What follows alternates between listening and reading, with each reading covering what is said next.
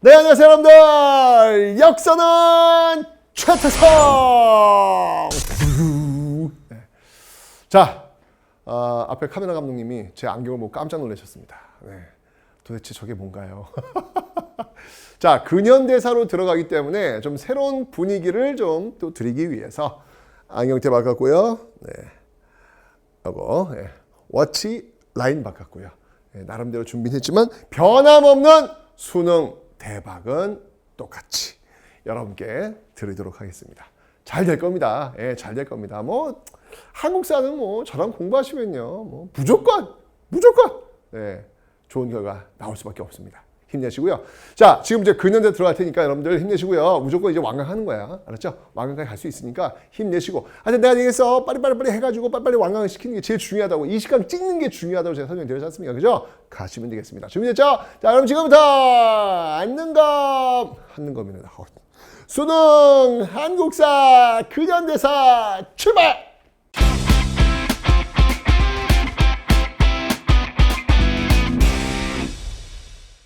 자, 우리는 드라마 철인왕후 보신 분 있을래? 요즘 근데 철인왕후를 OTT로 볼 수가 없대.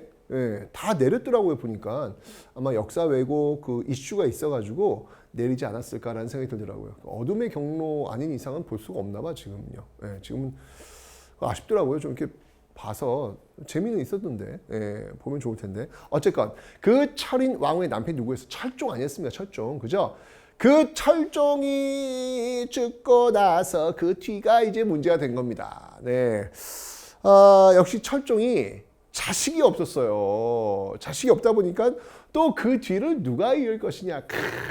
이 왕위에 누가 올 것이냐. 또 치열한 또 암투가 또 벌어지겠죠. 네. 이 과정 속에서 등장한 인물이 있으니 그게 바로 흥선대원군이 될 것입니다. 오늘 그 이야기를 한번 전해드리도록 하겠습니다. 우선 19세기의 상태를 한번 좀 보도록 할게요. 이건 뭐 저 앞에서 배웠던 그런 내용들인데요. 맞습니다. 세도 정치, 소수 가문에 의해서 정치가 좌지우지되는 그런 세도 정치 시기였다. 소수 가문에 의한 매관 매직 속에서 삼정의 문란이 벌어지고 있더라. 전정, 군정, 환곡 뭐 이런 어떤 문란들이 벌어지고 있다. 조세 체계가 와르르 무너지고 있는 상황 속에서 이걸 좀 한번 해결해 보자라고 했던 것이 바로 삼정이정청이었으나 그렇게 큰 효과를 보지는 못했다라고 제가 설명을 드렸습니다. 기억나시죠? 자, 이때 등장한 인물이 있으니 그가 바로 흥선대원군이더라. 자, 오늘은요 바로 이런 상황 속 흥선대원군의 대내 정치에 대해서 한번 살펴보도록 하겠습니다. 흥선대원군은요 그의 아들 고종을 왕위에 앉혔는데 이때 나이가 12세. 아이고야 어려라. 지금 초등학생이야 초등학생. 네, 그러니까 이 고종이 뭘 알겠습니까? 그의 아버지 흥선대원이 이래라 저래라 모든 것들을 하게 해주더라. 오해하지 마세요. 어쨌든 이 시대는 고종의 시대가 맞습니다만 그의 아버지의 어떤 영향력이 컸던 시대니까 제가 흥선대원군을 중심으로 해서 이야기를 하겠지만 어쨌든 모든 것들 결정권자, 최종적 결정권자는 고종, 임금, 일수밖에 없다라고 하는 거. 네. 형식적이지만 이 모습을 봐두시면 되겠습니다. 자, 이 흥선대원군의 목표는 딱 두 가지였습니다. 이 세도 정치 속에서 왕권은 추락할 대로 추락했습니다. 이 소수 가문들에 의해서 모든 것들이 좌지우지되는 시대였으니 흥선대원의 목표는 뭐였느냐? 바로 왕권의 강화였습니다. 왕권을 무슨 일이 있다도 나의 아들이 강력한 왕권을 가지고 이 조선을 통치할 수 있도록 할 것이다 라고 하는 흥선대원의 목표. 또 뭐가 있었냐면요, 삼정의 문란으로 백성 우리가 죽어가고 있어요. 도와주세요. 바로 이런 민생을 안정시키겠다라고 하는 이 두 가지 목표, 왕권 강화, 민생 안정이 이 흥선대원의 가장 중요한 목표였음을 여러분들 기억하시면 되겠습니다. 됐죠? 자, 그러면 어떤 정책들, 어떻게 해서 왕권을 강화시켰고 어떻게 해서 민생 안정시켰는지, 자, 이제 세도 정치 그 이후의 모습들을 한번 살펴보도록 하겠습니다. 자, 흥선대원군 때입니다. 우선 여러분 기억납니까? 비변사. 이 비변사라고 하는 건요, 조선 전기에 처음 만들었다가 임진왜란을 거치면서 그 권력이 강해졌다라고 제가 설명드렸습니다. 기억나시죠, 여러분들? 자, 그 비변사. 그런데 이 세도 가문이요, 이 비변사를 좌지우지하는, 이 비변사를 좌지우지하는 모습들을 보이고 있습니다. 이 비변사에서 모든 것들을 결정하니 왕권은 당연히 추락할 수밖에 없겠죠. 아니 왕이 결정해야 되는데 비변사에다 결정하고 있단 말이야. 이게 바로 왕의 나라냐? 있을 수 없지. 라고 해야지 이 고종이 비변사를 폐지하라. 왜? 그래야 자기 아들 왕권이 강화되니까. 왕이 결정할 수 있는 그런 세상을 만들어야지. 라고 해서 비변사를 폐지시키는 모습이 있습니다. 오호. 자, 흥선대원이 왕권을 강화시키기 위해서 어떤 정책을 썼는지 볼게요. 그리고 의정부와 상금부로 권력을 나누는 거야. 이 비변사에서 외교, 뭐 또 행정, 뭐 군사 이게 다 결정되니까 노 권력이 이렇게 몰리면 안 된단 말이야. 그래서 나눈 거예요. 행정은 의정부에서 하시오. 군사는 상금부에서 하시오. 권력을 이렇게 나누면서 다시 원상태로 돌아가기 위한 모습들을 보이고 있더라라는 거. 이게 흥선대원의 어떤 모습이 되겠습니다. 자, 그리고 여러분들, 자, 항상 개혁을 하기 위해서는 여러분들 시스템이 필요해요. 그 시스템은 법에 의해서 움직일 수밖에 없잖아. 그래서 법전도 또 바꾸어 놓고 있습니다. 여러분 제가 앞 강의에서 법전 키워드 4가지를 기억하시라고 제가 설명을 드렸습니다. 자, 조선 전기 성종에 의해서 만들어진 법전은 무엇이었습니까? 경국대전의 완성 설명드렸습니다. 그리고 이후에 조선 후기 영조에 의해서 경국대전의 속편이 만들어진다라고 설명드렸습니다. 그것은 무엇이었죠? 속대전. 그리고 그의 손자 정조에 의해서 한 번 더 개편이 되고 있으니 그게 바로 대전통편. 그리고 이제 개혁의 시대 흥선대원군 때 대전회통. 네, 뭐 예를 들면 경국대전과 속대전이 회자가 뭐냐면 회동, 만난다는 이야기예요. 만나서 통하게 되더라 라고 하는 대전회통을 만들고 있습니다. 그리고 육전조례 2호 예병현공 그 6조 있잖아요. 거기서 움직여야 되는 어떤 시스템들을 또 다시 정비했던 육전조례와 같은 그런 법전을 만들어가지고 새로운 어떤 시스템, 왕권 강화에 대한 시스템을 정비하는 그런 모습들이 흥선대원군 때 보이고 있다라는 것을 봐주시면 되겠습니다. 좋아요. 왕권 강화를 위해서 지금 모든 걸 하고 있는 거야. 자, 좋아. 이렇게 시스템 정비했어. 정비했는데 뭐니 해도 왕의 위상을 좀 보여주고 싶었던 거야. 나 왕이야. 그런데 조선의 전궁이라고 할 수 있는 곳이 어디냐면 경복궁입니다. 여러분 경복궁 가보셨나요? 그 경복궁이 조선의 전궁이었는데 하하 임진왜란 때 이 경복궁은 완전 불탔고요. 몇백 년 동안 폐허 상태에서 그대로 있었어요. 왕은 어디 있었냐면 주로 창덕궁. 예, 그래서 여러분들 규장각 정조의 규장각이 창덕궁에 있는 겁니다. 주로 왕들은 창덕궁에서 주로 생활을 했거든요. 그런데 그 폐허가 되어 있는 경복궁, 이게 정전인데, 이게 실제로 이게 전궁인데, 이게 말이 되느냐? 라고 해서 왕의 위상을 보여주겠다. 그래서 경복궁을 다시 중건하게 됩니다. 네, 맞습니다. 여러분들이 지금 보시는 그 경복궁은 바로 이 흥선대원군에 의해서 중건이 된 그 경복궁이었습니다. 오호, 그렇군요. 근데 문제는 뭐냐면 경복궁을 만드는데 돈이 엄청 드는 거야. 자, 이 돈을 또 어떻게 해결할 것이냐? 방법이 있었지. 바로 원납전과 당백전이라는 방식. 원납전은 뭐냐면요. 원에서 납부하는 돈이란 것이죠. 그러니까 이것은 일종의 뭐예요? 원에서 저는요 경복궁을 중건하는 데 있어가지고요 저거 10,000원 낼게요. 저 10,000원 내는 거 원합니다. 네, 일종의 기부금이에요. 근데 문제는 뭐냐면 기부금이 잘 안 거치죠. 그러니까 할당을 해버립니다. 할당. 저 대성, 너는 10만 원. 10만 원이요? 뭐? 내면서 원에서 내는 돈이 아니라 이 뭐야 흥선대원군 원망하면서 내는 돈. 네, 원납전이 원망하면서 내는 돈으로 바뀌었다라는 그런 이야기가 있을 정도입니다. 그리고 당백전. 뭐니 해도 정부가 돈이 없을 때는 돈을 찍어내는 겁니다. 돈이 없네. 돈을 찍어내라. 이러면서 무려 1당 100. 100배의 가치. 와. 지금 여러분들 우리가 5만 원이잖아. 우리가 지금 최 높은 그 화폐가 5만 원. 근데 이게 5만 원을 100배의 화폐를 또 만들어내는 거야. 그러면 5만 원의 100배의 화폐는 얼마짜리 화폐니? 10배면 50만 원. 또 10배니까 500만 원. 뭐야? 500만 원짜리 화폐를 만든 거야. 대박. 이걸 찍어가지고 내면 어떤 일이 벌어질까? 당연하죠. 인플레이션 벌어집니다. 인플레이션. 코로나 때문에 여러분들 정부에서 돈 많이 풀었잖아요. 그러니까 물가 올라가잖아요. 이게 당연한 거거든, 이게. 요즘 너무 냉면 안에 12,000원, 13,000원, 무슨 말이 돼, 이게 냉면 안에. 우와! 다 올랐어, 다 올랐어. 왜냐면 이게 돈을 풀다 보니까 당연히 물가가 올라가. 그런데 이게 무려 이건 일당백이야, 일당백. 100배. 대박. 어떤 일이 벌어지는지 알겠죠? 이런 어떤 그 부작용들이 분명히 있었다라고 하는 거. 왕권을 강화시키기 위해서 경복궁 중건하는데 돈을 너무 많이 들다 보니까 이 물가가 올라가는 인플레이션 효과가 있었다는 거. 이런 것들은 좀 아쉬움으로 남게 되는 것입니다.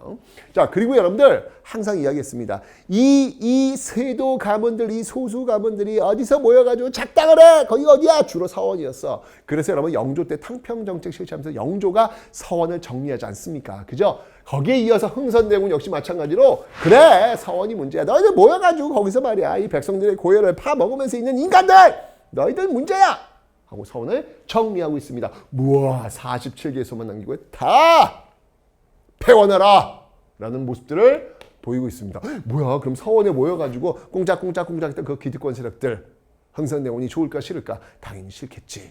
흥선대군에 대한 보복을 준비하고 있을지 모르겠습니다. 이런 것들이 그림이 그려지는 거예요. 이런 게 드라마 줄거리 아니겠습니까? 자, 바로 이 서원을 철폐하는 그런 모습들. 게다가 만동묘가 있었네. 이 만동묘 또 뭐니? 만동묘 뭐냐면요. 임진왜란 때 우리를 도와준 나라가 있습니다. 바로 명나라. 그때 그 명나라의 황제를 모셔놓은 사당이 되겠습니다. 미친 거 아니야? 중국도 안 하는데 우리나라가 중국의 황제를 지금 모시고 있다는 게 이게 말이 돼? 흥선대원. 이것이야말로 백성들의 제사 지내려면 그 지역 마을 사람들도 이거 걷어야 될 거 아니에요. 있을 수 없는 일이다. 왜 우리가 중국 황제를 세운단 말이에요. 그 만동묘 없애! 라고 해서 만동묘를 철폐하는 그런 모습. 그렇지만 여러분 이 당시 많은 지식인들은요. 어찌하여 우리가 중국을 배신할 수 있단 말인가. 임진왜란 때 우리를 도와줬던 명나라 황제를 우리가 어찌 배신한단 말인가. 라는 이야기. 아니 가만히 있어봐. 임진왜란 끝난 지 몇백 년이 지났는데 명나라 존재하지도 않는데 이게 뭡니까? 라고 지금 우리는 생각할 수 있겠지만 이 당시 지식인들한테는 명나라는 중국은 여전히 섬겨야 될 대상으로 보여지고 있는 것이죠. 정신 차려! 혹시 우리도 지금 그런 모습을 보이는 것은 아닐지. 이게 다 역사를 배운 이유가 이런 데서 나오는 겁니다.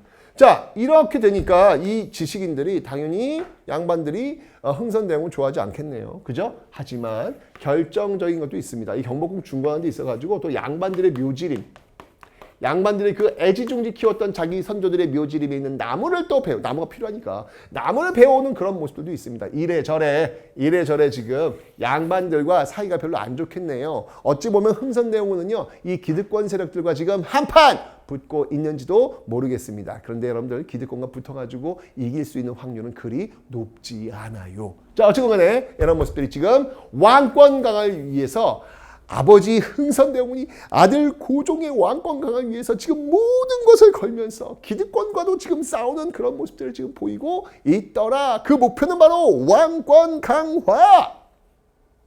뿐만 아닙니다. 두 번째 목표, 민생 안정을 위해서 흥선대원은 어떤 모습을 보였을까? 자, 일단 삼정의 문란이 문제니까 삼정의 문란을 고쳐야 되겠지. 전정, 군정, 환곡. 전정이는 토지세, 군정은 군대 가는 거, 환곡은 봄에 곡식을 빌려올 때 가을에 이자 좀 내서 갚는 이런 제도라고 제가 설명을 드렸습니다. 자, 하나씩 볼게요. 전정은요, 양전사업은 토지조사 사업이야. 토지를 조사를 해가지고 양반들 세금 안 내는 토지들 거기다 세금 때리는 것이죠. 그래서 국가 재정을 확보해야겠다는 그런 의지가 보이고 있습니다. 무조건 양전사업은 여러분들 재정 확보입니다.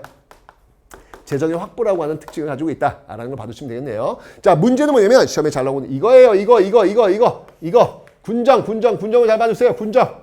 여기 시험에 잘 나옵니다. 바로 뭘 내냐면요. 후포제. 여러분 기억나요? 군정이라고 하는 것은 군대 갈 때 군대 가지 않고 포를 내는 제도라고 설명드렸습니다. 조선 후기 때 이 군정과 관련된 제도가 무엇이 있었습니까? 바로 영조 때 시행했던 균약법. 이라고 설명했는데 1년에 2표를 내는 것을 1년에 한 표를 내는 것으로 바뀌었다라고 설명했는데 균약법 기억나시죠? 그 균약법을 시행하면서 영조로서는 세금을 보완하기 위해서 무엇을 했다? 바로 결작, 선무군간포, 어염세 이런 것들을 내면서 그 균형을 맞추려고 노력했다라고 설명드렸습니다. 기억나시죠? 그게 바로 군정이야. 그런데 이 세도 정치에 들어오면서 또 그 군정이 흔들리기 시작하는 거라. 자, 그래가지고 이 흥선대원 때는요 호포제를 시행합니다. 호는 뭐냐면 집포자 몇 동 몇 호 집집마다 포를 내도록 하는 제도예요. 와우, 이게 왜 중요하냐면 여러분들 조선시대 군대를 안 가는 사람들이 누구야? 양반의 특권이야. 양반의 특권은 군대를 안 가는 거거든. 그런데 뭐야? 흥선대원은 집집마다 포를 다 내래. 양반도 내고 상민도 내고 뭐 다 내라는 거예요. 이것은 바로 얘가 양반이라는 마지노선을 무너뜨리는 겁니다. 양반도 이 포를 내라는 거 너무 중요해요, 여러분들. 흥선대원군 때 제일 핵심적인 어떤 정책 중 하나가 바로 이 호포제라는 거. 집집마다 다 모두 포를 내도록 하라. 이건 양반의 기득권을 인정하지 않는다는 것일 수 있지 않습니까? 있을 수 없겠죠. 양반들은 나랑 이를 적적적 갈고 있는 상황이에요. 서원 정리 때문에 나랑 되고 있는데 이제는 호포제가 시행하는 그런 모습들 나랑 가만두지 않겠다. 이런 모습들이 지금 나올 수밖에 없는 거예요. 이렇게 흥선대원군은 기득권과 한판 전면전을 지금 벌이고 있더라라는 거. 자, 뿐만 아니라 환곡. 이 환곡은요, 공무원들이 개입해가지고 저는요, 환곡 필요 없어요. 저는 어떻게든 버틸 수 있습니다라고 했더니 무슨 소리야? 너 일단 받아야지라고 해서 쌀 한 가마 주면은 가을에는 쌀 10가마를 갚아. 이런 식으로 나오는 거예요. 뭐예요? 이자가 9가마에 말도 안 되잖아요. 이런 고리대를 통해 가지고 고연들을 쪽쪽쪽쪽 빼먹고 있으니까 공무원들 개입하지 마. 라고 해서 사창제를 시행해가지고 그 지역에서 알아서 창고 만들어서 그 지역에서 알아서 활동할 수 있도록 해 라고 하는 사창제를 시행하고 있더라라고 하는 거. 이런 걸 통해 가지고 전정군정 환곡 3종의 문란을 어떻게든 고쳐서 민생을 안정시키려는 그런 모습들이 있더라. 그러나 이런 어떤 정책들은 여러분들 바로 기득권과의 전면전 속에서 이루어질 수밖에 없는 것이잖아요. 당연히 양반들을 싫어합니다. 그래서 나온 게 봐요. 드디어 최익현이라고 하는 인물을 통한 흥선대원군은 이제 물러나고 고종이 친정을 하셔야 합니다. 한 10년 동안 했거든요. 이 흥선대원군이. 이제 10년 지나면 이제 20대가 됐을 거 아니에요, 고종이. 그죠? 이제 고종께서 직접 친정을 하시옵소서라는 최익현의 상소를 올렸으니 이것은 본질적으로 흥선대원군 물러나라는 얘기나 마찬가지 아니겠습니까? 이건 바로 탄핵 상소가 되는 것이죠. 바로 이 최익현의 탄핵 상소가 올라오고 있더라. 그런데 이 최익현은 어떤 인물이냐면요. 정말 이 시대의 그 진정한 보수주의자가 아닐까라는 생각이 듭니다. 최익현을 통해 가지고 이제 흥선대원군 정부에서 이제 고종 정부로 넘어가게 되어 있습니다. 넘어갔는데 어떻게 보면 이 고종 정부를 탄생시킨 1등 공신이 최익현 아니겠습니까? 그런데 이 고종 정부가 나중에 강화도 조약을 체결하러 하자 또 결사 도끼 들고 나와가지고 저항하는 모습들. 네, 어떤 보수의 가치를 위해선 정권이 바뀐다 해도 흔들리지 않고 변화하지 않고 일관된 모습을 보이는 진정한 최익현의 모습을 우리는 볼 수 있을 겁니다. 개항 반대를 외쳤고요. 나중에 을사늑약, 외교권이 강탈되는 을사늑약이 체결되었을 때 또 역시 마찬가지로 의병을 일으켜서 끝까지 싸우다가 결국은 일본에 끌려가서 대마도에서 순국하는 그런 모습이 바로 최익현의 모습이 될 겁니다. 어쨌건 바로 이 최익현은요. 흥선대원군이 이제 그만하라! 고종이 친정하라! 라고 하면서 흥선대원군 탄핵상소를 올렸던 모습들. 자, 이렇게 되면서 결국은 흥선대원군은 물러나게 되고 고종의 친정 정치, 고종이 직접 정치하는 모습으로 바뀌게 될 겁니다. 오케이? 자, 요 흐름 일단 기억하시면 되겠습니다.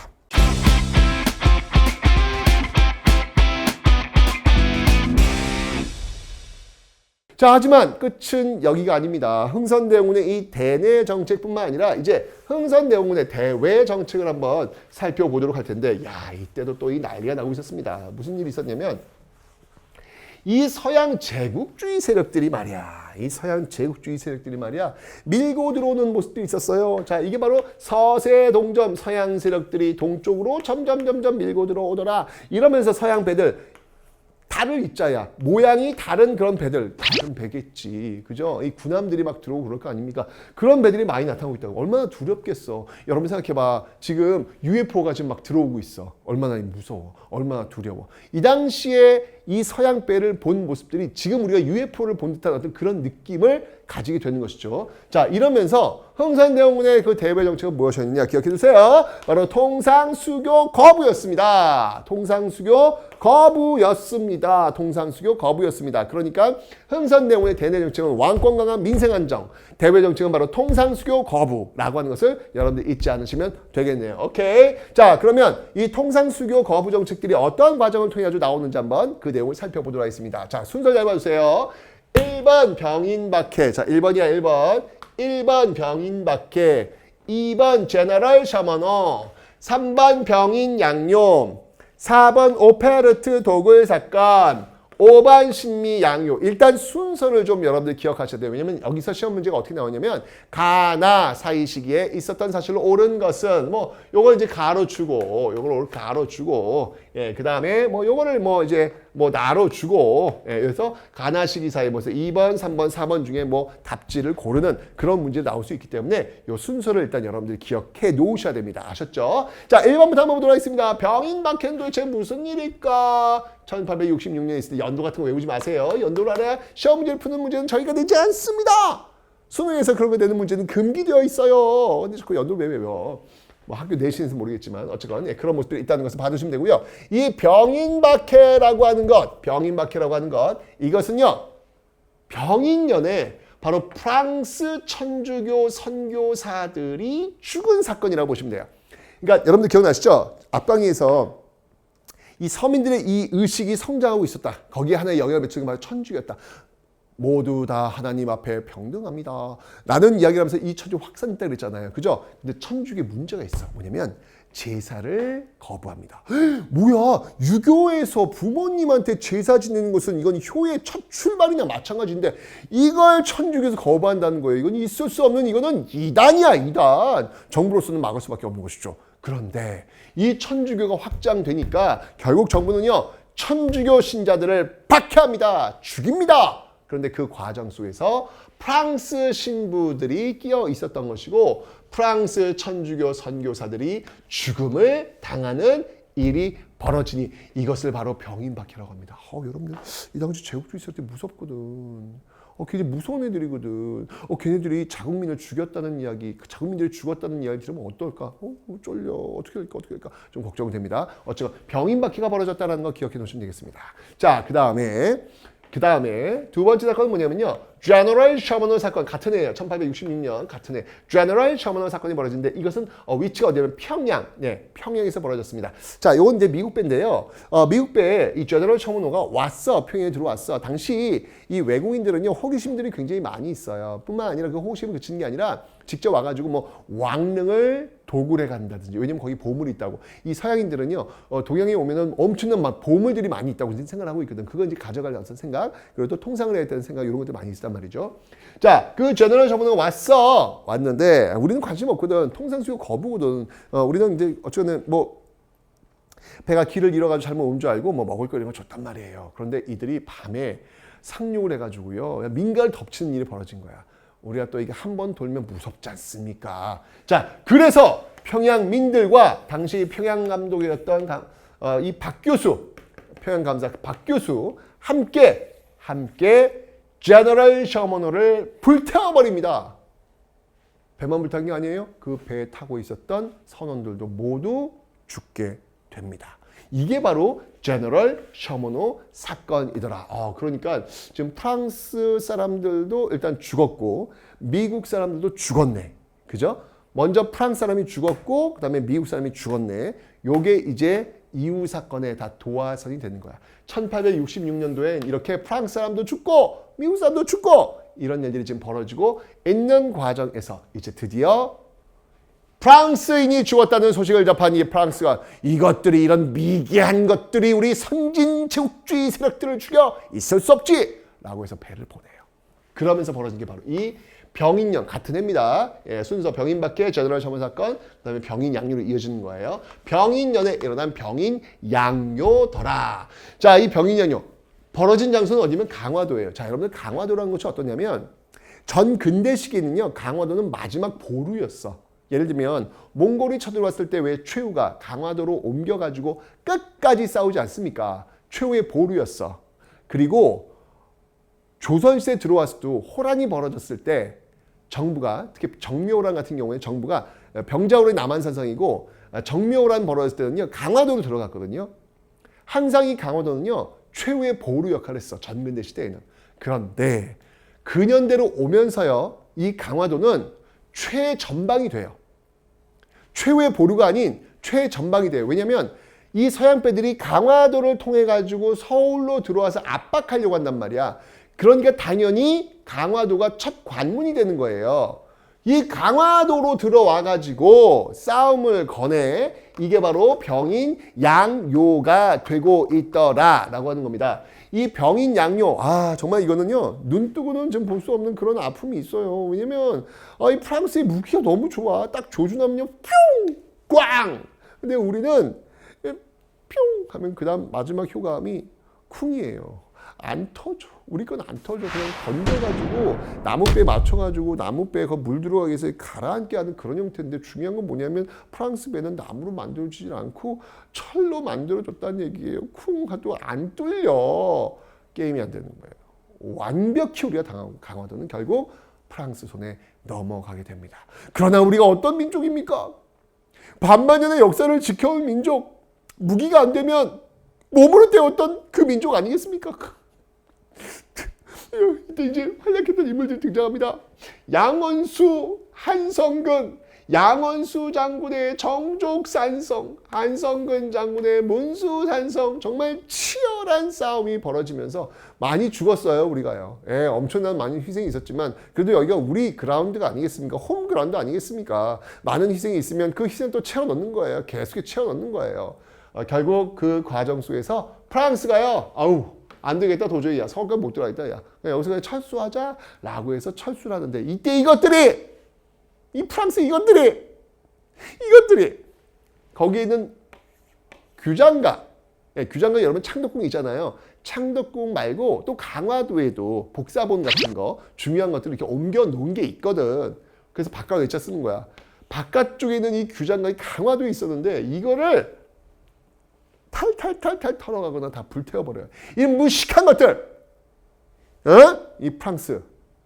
정말 이 당시에 보면 이 무식한 제국주의, 정말 이 나쁜 제국주의, 이 모습들이 정말 전형적으로 보여지고 있는 모습들이 되겠습니다.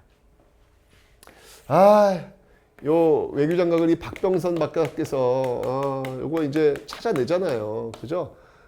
저 광복 이후에, 저 전쟁 이후에 프랑스에 가가지고 공부하시면서 이 외교장관 프랑스가 훔쳐갔던 거 요거 어디 있는지 요걸 찾아내세요.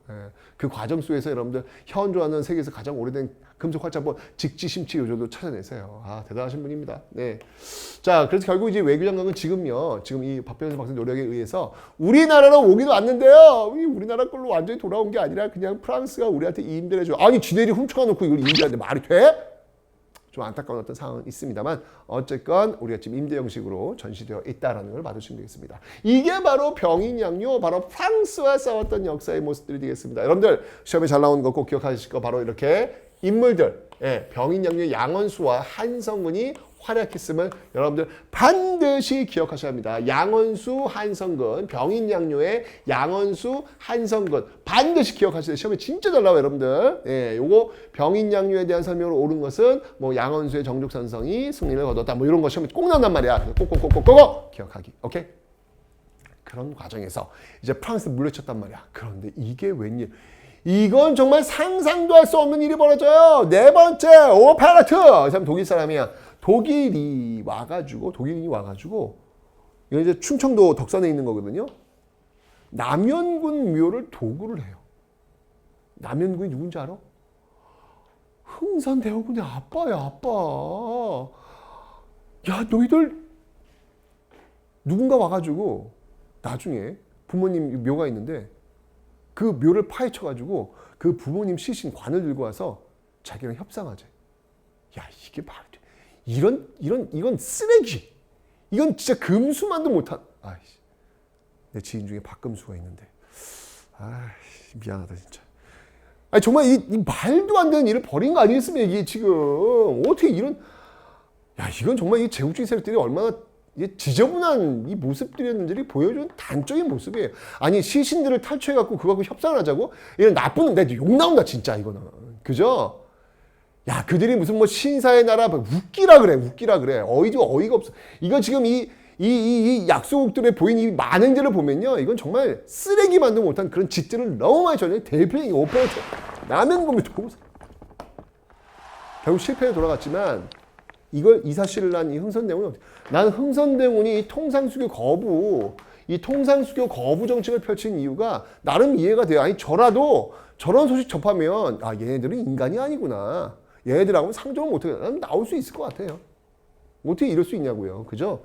이런 일들이 벌어지면서 흥선대원의 통상수교 거부 정책이 더욱더 강화되는 모습들을 보이고 있는 과정에 이제 또 큰 사건이 벌어지니 그것이 바로 신미양요. 아까 여러분 기억나시죠? 1866년에 병인박해와 이 제너럴 청문 사건이 있었다. 그 병인밖에 프랑스 신부가 죽었으니까 프랑스 소련의 병인 양요였다. 근데 그때 누가 또 죽었어요? 제너럴 셔먼 사건, 미국 선원이 죽었잖아요. 그죠? 이제 드디어 미국이 쳐들어옵니다. 그게 바로 신미 양요가 되겠습니다. 역시 주 부대는 강화도. 왜냐면 쳐들어올 때 서울로 쳐들어올 때 그 관문이 강화도가 되기 때문에 강화도에서 만날 수밖에 없는 거예요. 자, 그런데 이때도 역시 마찬가지로 서양 제국주의 세력들이 무기가 너무 좋으니까 우리가 효과음 없는 슝쿵 이거는 싸움이 안 되는 거예요. 또 강화도가 또 점령되는 그런 모습들을 보이고 있습니다. 정말 이 강력한 무기를 앞세워가지고 너무나도 힘없는 어떤 그런 모습들이 지금 연출되고 있는 거예요. 그 아바타라는 영화 혹시 보셨는지 모르겠지만 그 아바타 때 그 강력한 무기를 앞세워가지고 그 밀고 들어오는 그 모습들에서 막 죽어가는 그 원주민들의 모습들을 보면 알겠지만 똑같이 우리가 그런 모습을 보였단 말이에요. 너무너무 가슴이 아파. 자, 그때도 역시 마찬가지로 활약한 인물이 있었더니 그 인물이 바로 어제현 장군과 이름 없는 수많은 조선인들, 이 어제현 광성보 싸움. 자, 여기 시험에 왜 잘 나와? 이 가슴 아픈 현장 속에도 시험에 뭐가 나온지를 얘기하는 내 자신이 너무 슬프다. 어쨌건 이 상황 속에서도요, 여러분들 병인양요의 양원수 한성근, 신미양요의 어제현, 요 연결고리, 요건 진짜 시험에 나오니까 완전 시험에 나오니까 꼭 기억. 신미양요의 어제현, 꼭 여러분들 기억을 좀 해놓으셔야 되겠습니다. 바로 어제현의 광성보 싸움, 광성보 전투가 있더라라고 하는 거, 꼭 기억해 놓으시면 되겠습니다. 신미양요, 어제현의 광성보, 병인양요, 양원수의 정족산서, 그 구분을 꼭 해요. 이거 시험에 꼭 나온다 얘들아. 꼭 나온다. 꼭 기억을 해야 됩니다. 아셨죠, 여러분들? 요렇게 해서 요 흐름들이 지금 제병남신, 제병남신 요 흐름들로 이어지고 있음을 여러분들 기억하시면 되겠습니다. 그죠? 그러니까 이런 과정 속에서 딱 세우고 나서 이 당시에 신미양이 미국 쳐들어왔을 때도요, 또 미국이 또 수작이 또 훔쳐가요.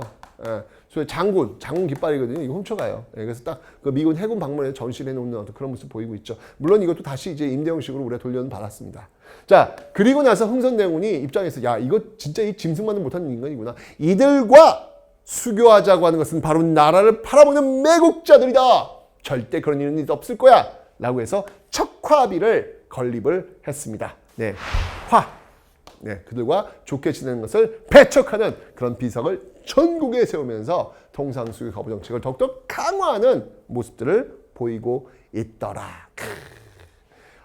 진짜 흥선대원군 시대는 정말 별의별 일들이 많이 있었네요. 대내 정책으로서는요, 왕권을 강화하기 위해서 뭐 경복궁 준건이나 비변사 폐지나 서원 정리 같은 모습들도 있었고, 민생 안정을 위해서 호포법이라든지 사창제 이런 것이 있는데, 대외적으로는 지금 이렇게 프랑스가 쳐들어오고 독일인이 막 묘 파고 있고 미국 쳐들어오고 난리도 아닌 어떤 그런 상황들이 지금 벌어지고 있더라. 어쨌건 그런 과정 속에서 흥선대원군은 중심을 잡고 왕권 안정, 민생 안정, 통상수교 거부 정책을 펼치면서 어쨌건 간에 지금 기울어지고 있는 굉장히 위험한 이 조선을 다시 반듯하게 세우려고 노력하고 있더라. 그때 추익현의 이제 고종이 친정을 하소서라고 하는 상소가 올라오면서 흥선대원군의 시대는 끝나게 될 겁니다. 그렇죠, 여러분들? 자, 이런 모습들을 여러분들 이해하시면서 아하, 이렇게 근대사가 문을 열었구나. 자, 이제 흥선대원군은 물러났고요. 고종이 집권하게 됩니다. 과연 이 고종은 아버지 흥선대원군과 좀 다른 정책을 펼칠 텐데 어떤 정책을 펼칠지 아버지와 전혀 다른 고종의 모습 지금부터 보도록 하겠습니다.